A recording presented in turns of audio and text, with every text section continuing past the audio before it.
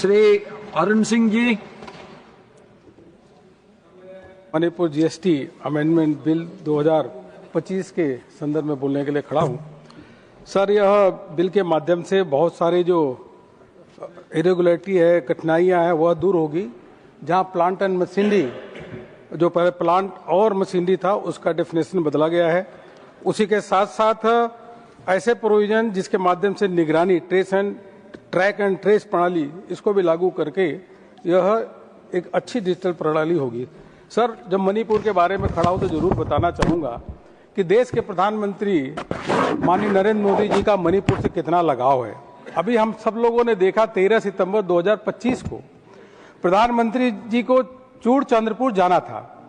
चूड़चंद्रपुर में बारिश हो रही थी, वहां पे मणिपुर के लोग वहां पे खड़े थे, प्रधानमंत्री जी का बारिश में भी इंतजार कर रहे थे। और मणिपुर में जब प्रधानमंत्री जी लैंड किए तो लोगों ने बताया कि हेलीकॉप्टर से आप नहीं जा सकते क्योंकि वेदर खराब है। उसके बाद भी माननीय प्रधानमंत्री नरेंद्र मोदी जी ने निर्णय लिया कि मणिपुर के लोग हमारे हैं, इसीलिए वहां पे इंतजार कर, हमको जाना चाहिए। लोगों ने कहा कि 65 किलोमीटर की दूरी है साहब, आप बाय रोड जाएंगे 1.5 घंटा से अधिक लगेगा। प्रधानमंत्री जी ने कहा 1.5 घंटा नहीं, 3 घंटा लगे तो भी चंद्रचूड़पुर जाऊंगा और लोगों से मिलूंगा और बात करके आऊंगा। प्रधानमंत्री जी वहां गए और जाने के बाद उन्होंने 8,500 करोड़ रुपए की परियोजनाओं का उन्होंने शिलान्यास किया और उद्घाटन किया।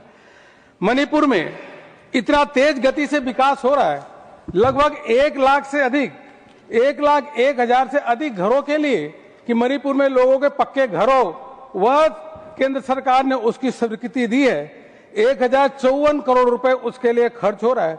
जल जीवन मिशन के माध्यम से जब कांग्रेस की सरकार थी तो केवल 5.7% ही घरों में पानी पहुंचा था, लेकिन प्रधानमंत्री मोदी जी के नेतृत्व में आज 80% घरों में नल से जल मणिपुर के घरों में पहुंच चुका है।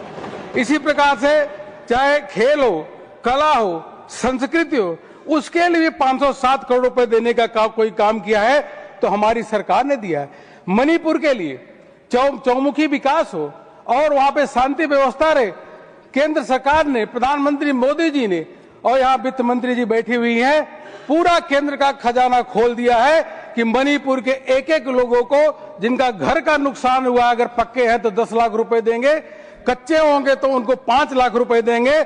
मणिपुर के भाई बहन हमारे हैं, जितना भी पैसा लगेगा केंद्र सरकार उनको दे रही है। नए नए नेशनल हाईवे बन रहे वहां पे सर, और ऐसे अनेकों परियोजनाएं, स्पोर्ट्स सेंटर बन रहे। सर, मैं एक चीज जरूर कहना चाहूंगा, जब इतिहास के पन्नों में स्वर्णिम अक्षरों से लिखा जाएगा, दो तारीख हमेशा ध्यान रहेगी। एक तो 1 जुलाई 2017 और दूसरा 22 सितंबर 2025।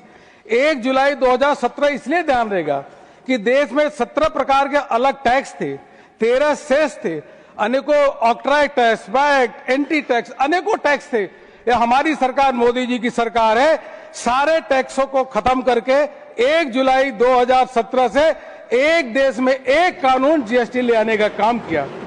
दूसरा तारीख 22 सितंबर 2025 इसलिए ध्यान रहेगा कि देशवासियों को राहत मिले, देशवासियों पे कम टैक्स लगे।